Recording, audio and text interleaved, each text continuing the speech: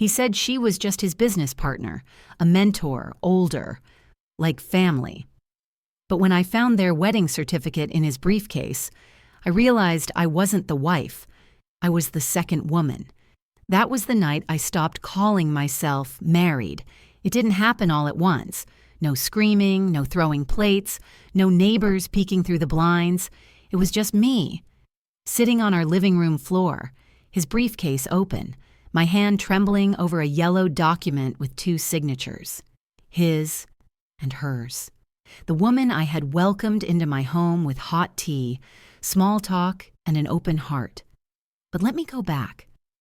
Because before I saw that paper, I saw a man I loved. I saw the business plans on our kitchen table, sticky notes, timelines, coffee stains, and dreams. I saw the man I married 6 years ago, the one who had never once raised his voice, but knew exactly how to make mine feel small when it counted. And I saw her, Charlene. The woman he said made it all possible. She came into our lives like an investment banker in a Hallmark movie.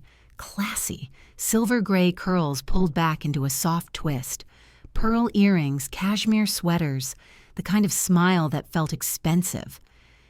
She's just someone who believes in me, Marcus said, eyes shining like a little boy showing off his science fair trophy. I believed him, because belief is what wives do. We believe, even when something quiet in our chest says, "Look again." Marcus had been laid off the year before. Too many mergers, not enough seats left at the table.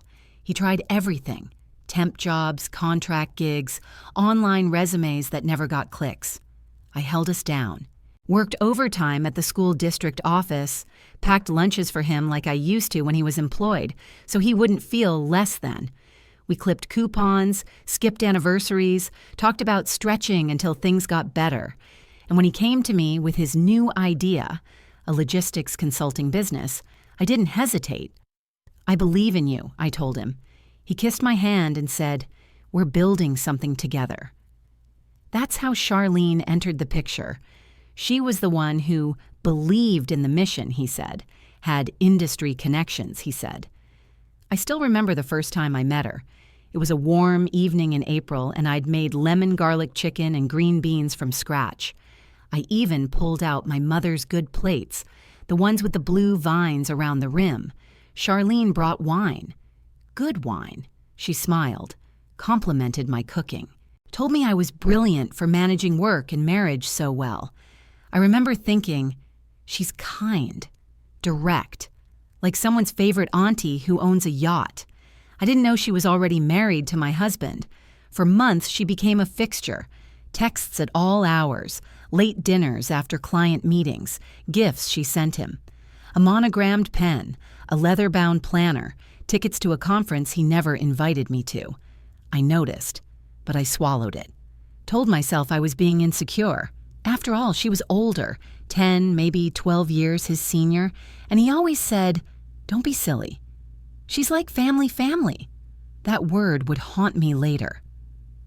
One afternoon, I went to drop off Marcus's laptop charger at his new office space, a co-working suite he'd started using downtown. He wasn't there. His assistant, a sweet girl named Marcia, smiled nervously when she saw me. "Oh," he stepped out with Charlene. I nodded. "Okay, I'll just leave this here." She hesitated. Do you want to wait?" I think they were just getting coffee. But something in me said no. Something in me said, "You already know what's behind the curtain. You just don't want to pull it down." I went home instead. Made a cup of peppermint tea, sat at the table staring at the vision board we'd built together. It still hung above the fridge. Magazine cutouts, sticky notes, a photo of us laughing at the beach. Right next to it was a postcard Charlene had sent us from a business retreat in Arizona.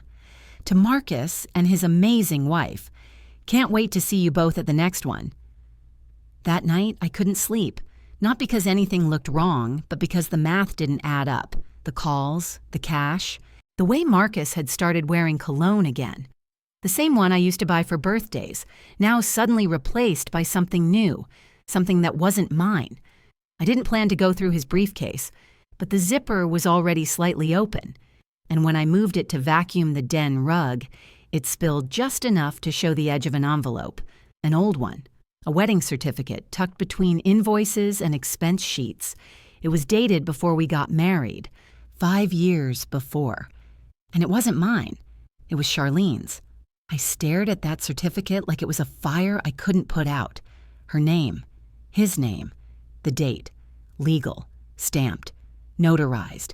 No divorce decree attached, no strike-through, no explanation, just real. The kind of real that makes your whole life feel fake. I put everything back exactly as I found it, zipped up the briefcase, wiped the sweat off my palms, and then I sat on the couch in the dark and tried to remember every single thing I ever believed about my marriage. They say betrayal doesn't feel like being stabbed. It feels like being opened, gently, slowly, while the person doing it whispers, "This won't hurt." And you believe them, because love has that kind of voice. The next few days passed like a dream you can't wake up from. Marcus kissed my cheek every morning, made toast, left a mug of coffee by my laptop. He was gentle, present. Even took the trash out without me asking. The same trash can that held a crumpled copy of our wedding vows, printed for our 10th anniversary. I watched him like I was watching a stranger wear my husband's skin, because now I knew, and he didn't know I knew. I didn't say anything right away, not because I was afraid, but because I needed to be sure. So I started looking, quietly.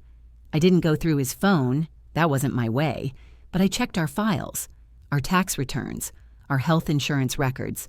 Everything told the same story. Marcus had kept our marriage entirely separate from Charlene's, different addresses, different contact information, no overlapping accounts. It was clean, too clean, like he'd been practicing this double life for years. And I'd walked right into it thinking I was the one woman he chose. I called a lawyer, not to file anything, just to ask a question. Can someone legally marry 2 people if the first marriage was never dissolved? She paused.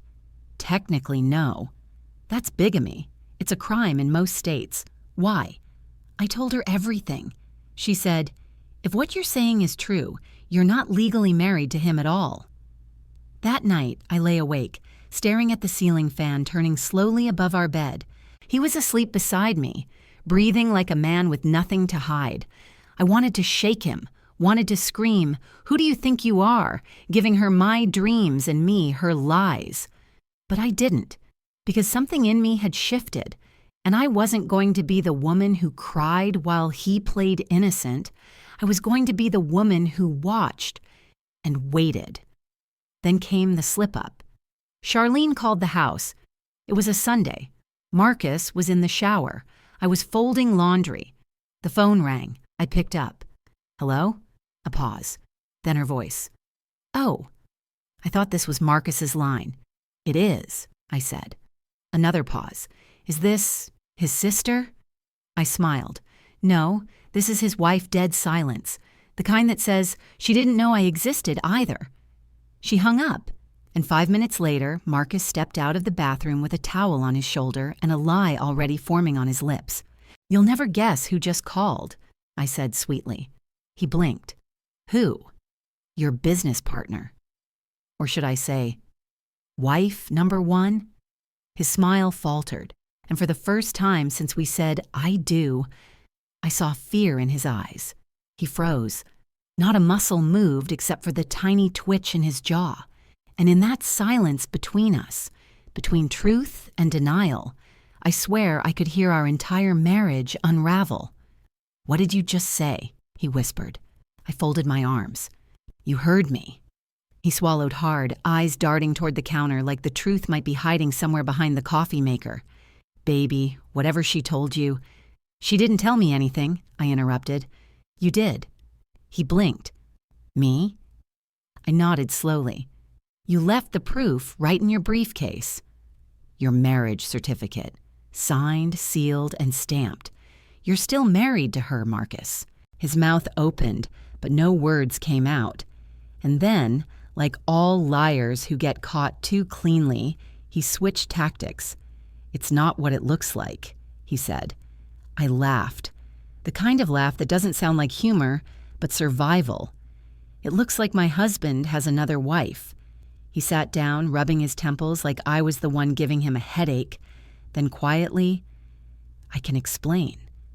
"Then explain," I said, sitting across from him, voice steady but low. "Because you've got 2 marriages, 2 homes, and 1 woman who's about to find her power back." He hesitated, then exhaled. "It's complicated." I leaned forward. "Try me." "She and I—" He started, but his voice cracked. "We got married when we were young." Stupid. She wanted a family. I wanted out of my parents' house. It was never real. "But you never divorced her," I said flatly. He shook his head. "No, because she didn't want one. Said it would ruin her reputation. She told me she'd rather we live separate lives than go through a public mess."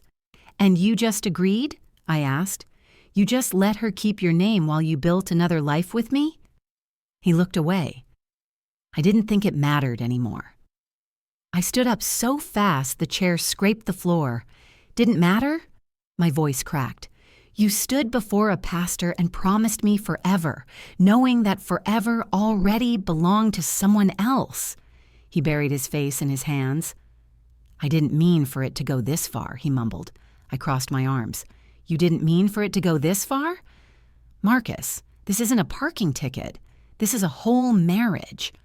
He stood up suddenly, desperate now. "You don't understand what it's like." She was supposed to let go. She moved on, too. She's got someone else. I stared at him. "Someone else?" "So what? You both just kept each other on a shelf for emergencies?" He winced. That told me everything. There's a moment in every betrayal when your heart goes silent. Not broken, not yet. Just quiet. That's the moment you stop begging for the truth and start preparing to live without it. I said softly, "Where does she live now?" He hesitated. "Marcus," he sighed, "about 40 minutes out of town." "Is that where you go on your business trips?" He didn't answer. Didn't have to. His silence said it all. I felt the tears building, but I wouldn't let them fall in front of him. Not yet. Instead, I walked to the doorway. "You need to leave," I said. "What?" "Your clothes, your laptop, whatever you need to run your little consulting fantasy. Take it." He reached for me, voice breaking now. "Please, baby. Don't do this." I turned to him slowly. "You already did." He packed quietly, didn't beg, didn't shout. And when he walked out that door, I watched the man I'd loved for 6 years become a stranger, carrying secrets down my driveway. That night, I called the number listed on that marriage certificate. Her number, Charlene's. She answered on the 3rd ring. Her voice was smooth, calm, the kind of tone you use when you're used to being in charge. "Hello?" I said her name. Long pause. "Who is this?" "I'm calling about Marcus." Another pause. And then, "Oh." That "oh" told me everything, like she'd been waiting for this call. We met the next day at a cafe halfway between our towns. She arrived in a tailored cream coat, pearl earrings, calm as ever. When she saw me, she smiled, polite, practiced. "Mrs. Carter," she said. I sat down. "That's funny. I thought that was your name." She didn't flinch. For a long time, neither of us spoke, just the hum of the espresso machine and the clink of silverware. Finally, I said, "How long have you known?" She tilted her head. "Since the beginning." I blinked. "The beginning of what?" "Your marriage." I stared at her. "He told you?" She nodded, almost proudly. "He said he'd found someone he truly loved, that he needed peace, and I told him I wouldn't stop him, as long as he didn't embarrass me." I felt my stomach twist. "So you let him live a lie and let me build it with him?" She looked down at her coffee. We were both surviving what we could. That's when I noticed her hands. She wasn't wearing a ring, And for the first time, I saw something behind her calm, a tiredness, like the years had taken more from her than she'd ever admit. I said softly, "He lied to you too, didn't he?" She didn't answer, but her silence told me enough. We talked for over an hour, not like rivals, like two women standing in the same wreckage, trying to find air. When I got up to leave, she said, "He'll come back to you. He always runs to the place that forgives him first." I turned and looked her in the eye. "Then he'll find an empty house." That night, I didn't cry. I just cleaned. Every surface, every shelf. I scrubbed the countertops until my reflection looked back at me. And when I finally went to bed, I whispered to the dark, "God, thank you for showing me the truth, even if it broke me to see it." The next morning, I stood in front of the bathroom mirror and didn't recognize the woman staring back at me. Not because I looked different, but because I felt different. I wasn't the same wife who made his favorite coffee every morning. I wasn't the same woman who stayed up late organizing receipts for his business expenses. I wasn't the woman who bent over backwards to keep a man's dreams alive. Number. Now I was the woman he underestimated. I didn't call him, didn't text, didn't check his location, didn't scroll through old photos wondering where it all went wrong, because I already knew. It went wrong the moment he decided to build a life on top of another one. And now, he would learn what it feels like when both lives come crashing down. I called Charlene again, not to argue, not to bond, to make a plan. We met in the same cafe. This time, she didn't wear pearls. This time, she looked tired. No makeup, cardigan sleeves pushed up, like someone who had nothing left to perform. "I don't know why I came," she said quietly. I stirred my tea. "Because deep down, you're just as tired of the lie as I am." She didn't respond right away. Then she said, "He'll hate us both." I looked her in the eye. "Then let him. We'll both survive." We compared dates, addresses, receipts. He'd been meticulous, but not perfect. Turns out Marcus had used my name as an emergency contact on one of her rental agreements. Years ago, when she had surgery. He never thought I'd find it, but I did. And that one mistake was enough. I printed everything.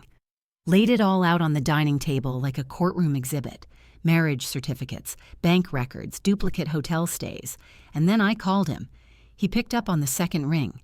"Hey," he said, cheerful, like nothing had changed. "I need you to come home," I said calmly. "Right now. Everything okay? Just come home." He walked in with a bag of groceries and that same guilty smile.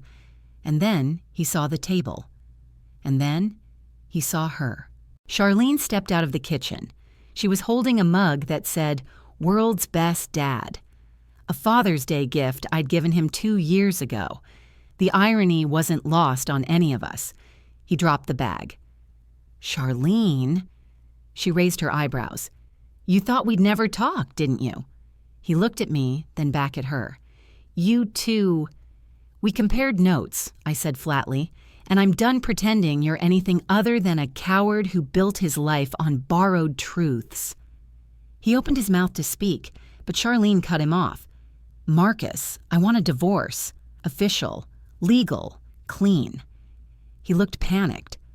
"But we agreed on a lie," she said, "and I'm tired of keeping it." He turned to me, voice softer now. "And what about us?" I laughed once. "There is no us. There was never an us. Just me, believing you." He stepped forward. "Please, I can fix this." "You can't," I said, my voice low and sharp. "You can't fix a house built on a cracked foundation. All you can do is get out before it collapses on your head." Charlene left first. Didn't say goodbye. She didn't need to. Some exits are loud. Some are just done. I stayed behind, watching him. His shoulders slumped, hands in pockets like a child waiting to be scolded. But I didn't yell, didn't cry, didn't throw anything. I just said, "You need to leave, Marcus." He looked up, eyes bloodshot. "I don't have anywhere else to go." "Not my problem," I said softly. "You had 2 homes. Now you have none." He walked out, this time for real, and this time I didn't watch. I just closed the door behind him and locked it.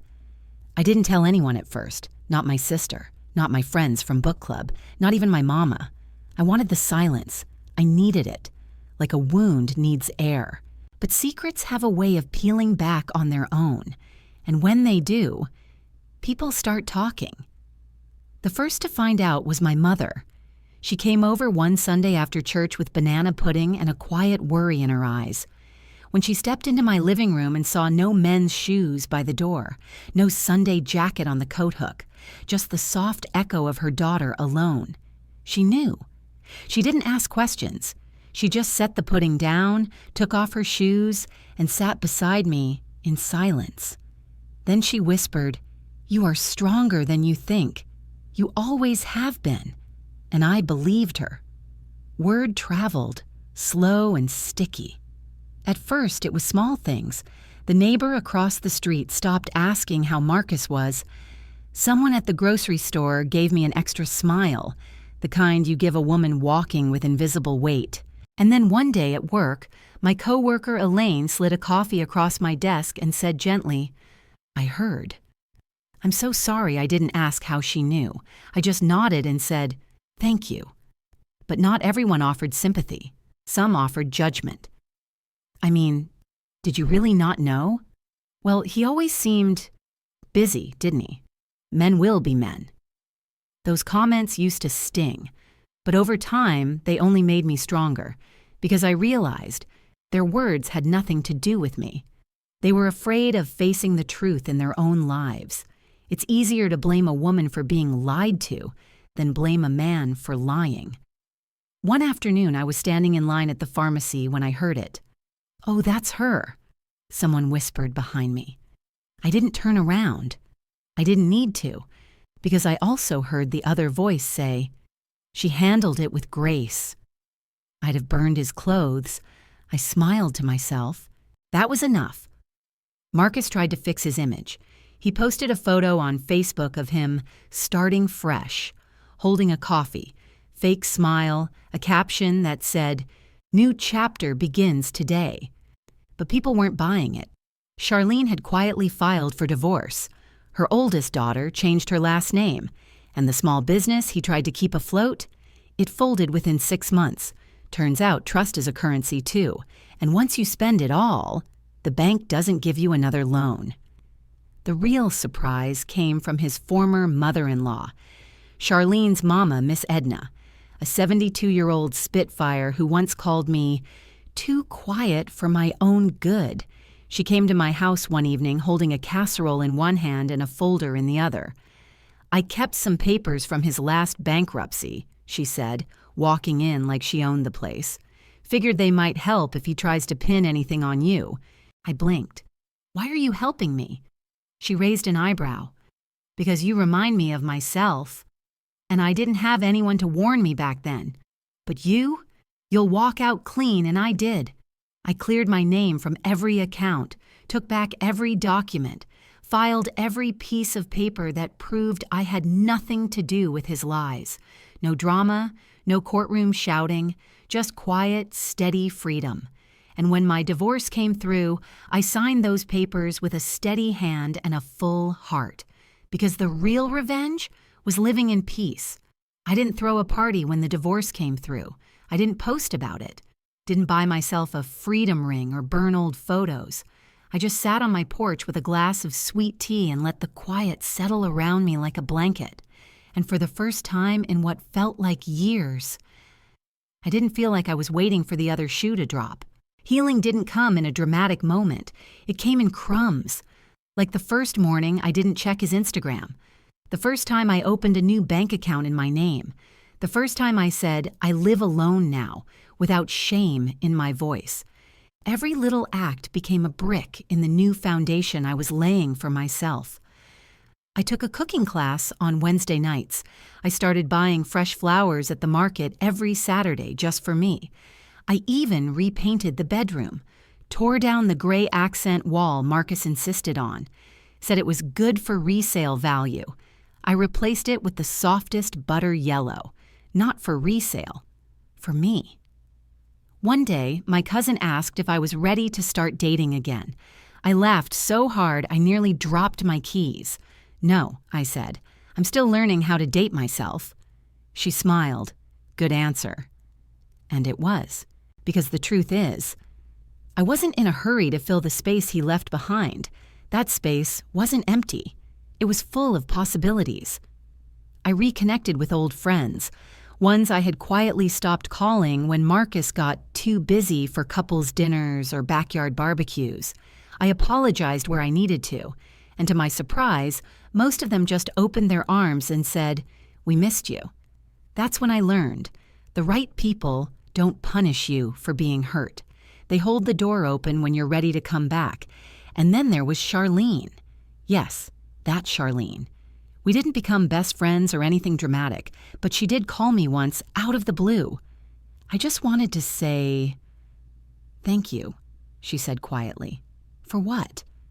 "For not blaming me. For not fighting over a man who wasn't worth either of us."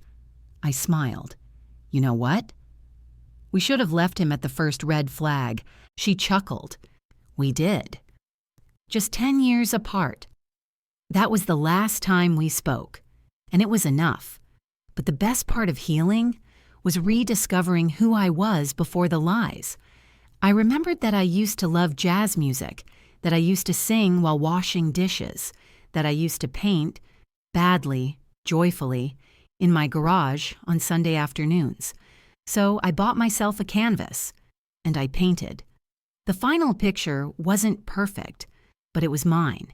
Every brushstroke, every flaw, every patch of color that didn't quite blend, it looked like freedom. And one day, standing in that sunlit kitchen with paint on my fingers and Aretha Franklin playing on the radio, I realized something. He may have betrayed me, but I never betrayed myself. And that's a story I'll never be ashamed to tell. So now I ask you, family, what would you have done if the man you built your life around, the one you prayed for, cooked for, cried for, turned out to be living a second life with a second ring in his pocket? Would you have stayed quiet to keep the peace? Would you have burned it all down in one loud blaze? Or would you have done what I did and chose peace over pity, clarity over chaos, healing over hate? See, sometimes the storm comes not to break you, but to reveal you, to pull back the curtains and show you who you've been all along, strong, smart, soft in the right places, steel in the rest. Don't ever let betrayal make you bitter. Let it make you better. And if you've ever been through something like this, if your heart has been cracked open by the people who swore to protect it, I want you to know something, baby. You are not alone, and you are not broken. You're just becoming. If my story touched you, share your truth in the comments. Let another sister know she's not crazy, not too sensitive, not dramatic. She's just finally seeing the truth. And if you haven't already, go on and subscribe, baby, because around here we heal together. I'm sending you love from one soul to another. See you in the next story.